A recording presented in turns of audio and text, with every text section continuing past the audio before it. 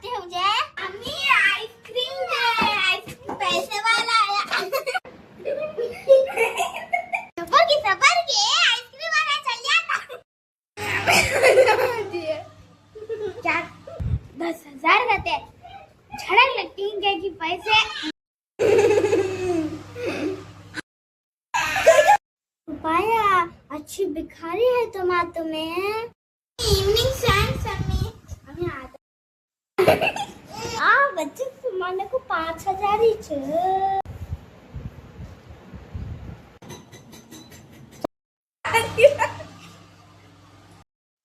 10 रुपए देना